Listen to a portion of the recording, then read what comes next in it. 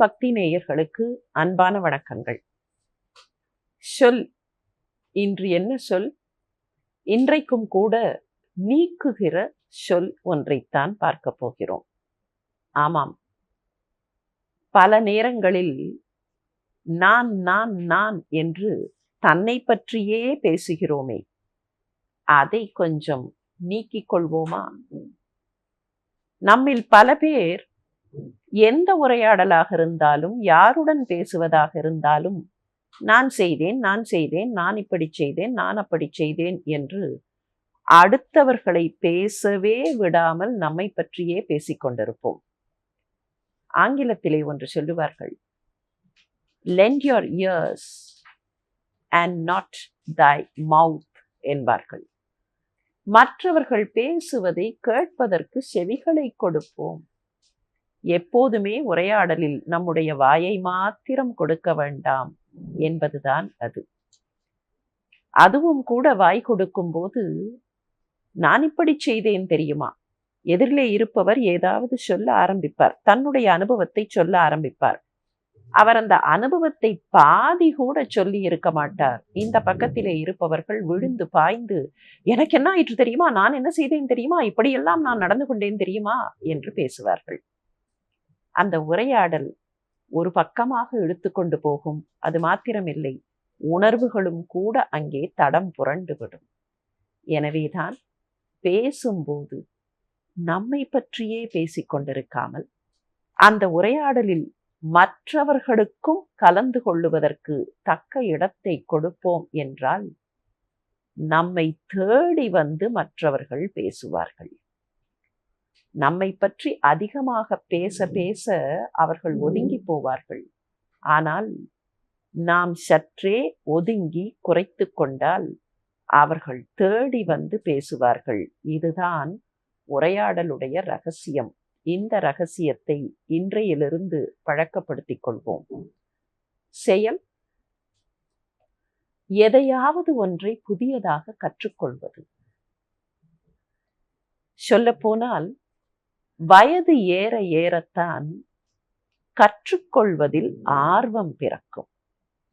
நீங்கள் பாருங்களேன், 20 வயதில் ஒருவர், 20s என்கிறோமே, அந்த 20களில் ஒருவர், 30களில் ஒருவர், 60களில் ஒருவர், இந்த மூவரும் இருக்கிறார்கள் என்று வைத்துக் கொள்வோம்.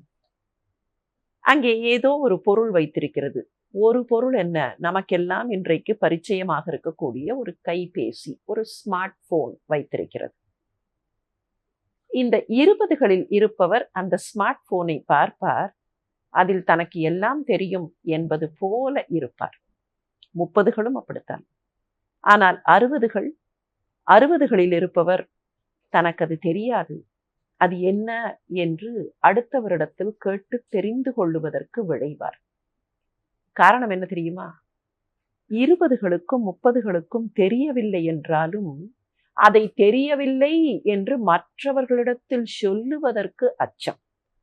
ஒருவேளை அவர்கள் நம்மை குறைவாக பார்த்து விடுவார்களோ?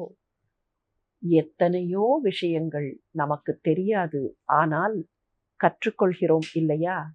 அப்படித்தான் கற்றுக்கொள்வதற்கு ஆர்வம் காட்டுவோம். ஒருவர் வயதில் குறைந்தவர் என்று எப்படி எடை போடுவது? இல்லை, ஒருவருடைய வயதை எப்படி எடை போடுவது?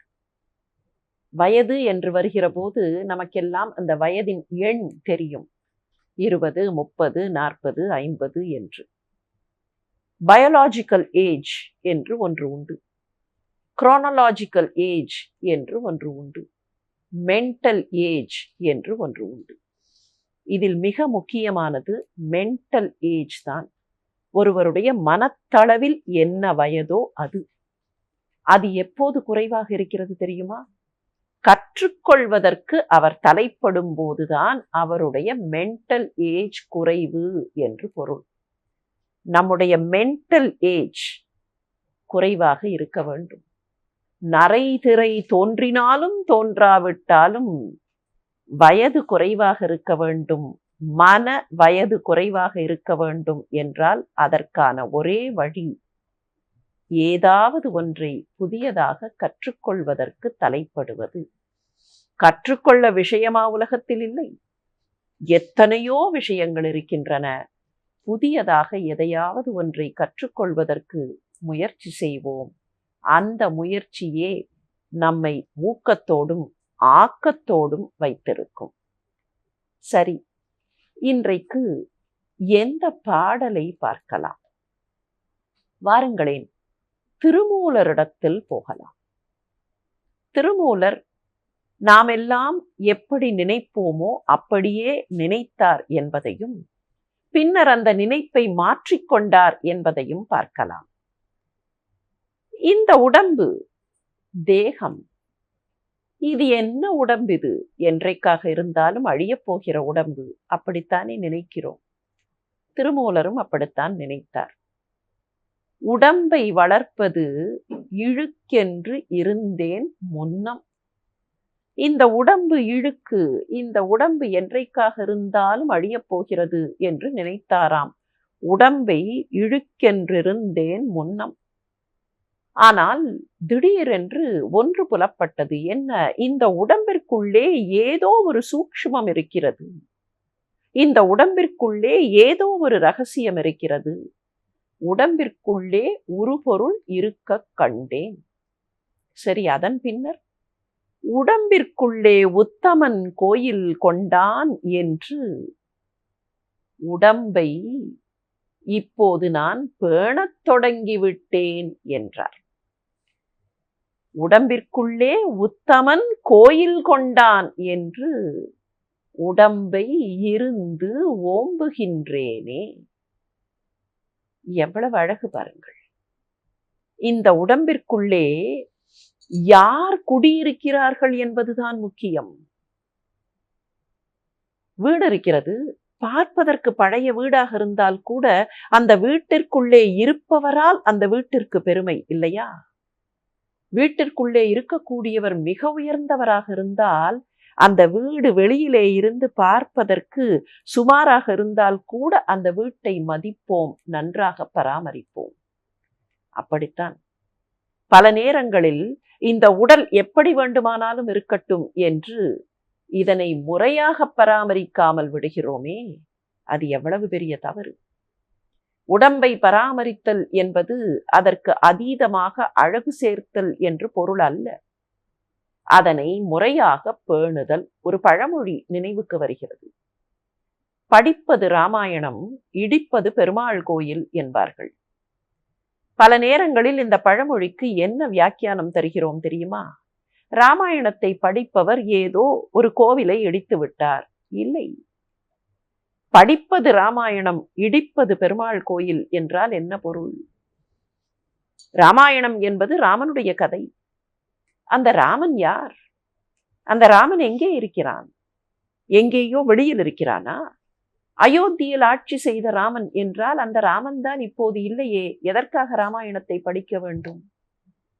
ராமன் என்பது அந்த கதையினுடைய நாயகன் மாத்திரம் இல்லை.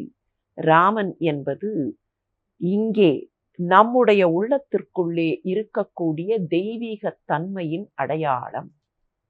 ஒரு தெய்வம் என்று தனியான ஒரு வடிவத்தில் இல்லை. அது தெய்வீக தன்மை, காட்லினஸ், டிவினிட்டி.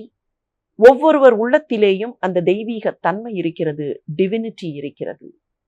படிப்பது ராமாயணம், இடிப்பது பெருமாள் கோயில் என்றால் ராமன் குடியிருக்கிற அந்த உள்ளத்தையும் உடலையும் முறையாக பராமரிக்காமல் ஒழுக்கக்கேடான செயல்களிலே ஈடுபடுவது, அதுதான் பெருமாள் கோயிலை இடிப்பதற்கு சமானம். ஆக திருமூலர் சொன்னது இப்போது விளங்குகிறதா? உடம்பிற்குள்ளே ஒரு பொருள் இருக்க கண்டேன். எதற்காக இந்த பிறவி? இந்த பிறவி நாம் கேட்டு வாங்கி கொண்டு வந்ததல்ல. ஆனால் நமக்கு பிறவி வந்திருக்கிறது. எதற்காக? இந்த பிறவியை வைத்து, இந்த தேகத்தை வைத்து மற்றவர்களுக்கு பயன் தருகிற வாழ்க்கையை வாழ்ந்து சமுதாயத்திற்கும் வீட்டிற்கும் நாட்டிற்கும் நன்மை சேர்ப்போம் என்றால் அதுதான் இந்த பிறவிக்கான பயன். அதுதான் உடம்பிற்குள்ளே இருக்கக்கூடிய ஒரு பொருளுக்கு நாம் செலுத்துகிற நன்றி. எனவேதான் உடம்பிற்குள்ளே ஒரு பொருள் இருக்க கண்டேன், உடம்பிற்குள்ளே உத்தமன் கோயில் கொண்டான். தெய்வம், கடவுள் என்றெல்லாம் நாம் வணங்குகிற அந்த உத்தமன் இந்த உடம்பிற்குள்ளே கோயில் கொண்டான் என்று தெரிந்தபின் இந்த உடம்பை சரியான முறையில் பேண வேண்டும். தக்க வகையில் எல்லோருக்கும் உதவி செய்யக்கூடிய வகையில் இந்த உடம்பு செயல்பட வேண்டும். திருமூலர் என்றைக்கோ சொல்லி வைத்ததுதான். ஆனால் 4 பேருக்கு நல்ல விதமாக உதவி செய்ய வேண்டும் என்றால் நம்முடைய உடல் வலிமையோடு இருக்க வேண்டும். அவர்களுக்கு உதவி செய்கிறேன் என்று போய்விட்டு அவர்கள் நமக்கு உதவி செய்கிற விதத்தில் நம்முடைய உடலை தீயதாக மாற்றியிருப்போம் என்றால் என்ன பயன்? நோயின்றி வாழ்வது மாத்திரமில்லை, வலிமையோடு உழைப்பதற்கு ஏற்றதாக இந்த உடம்பை பேணுவோம் என்றால் உத்தமனுக்கு நாம் செலுத்துகிற நன்றி அதுதான்.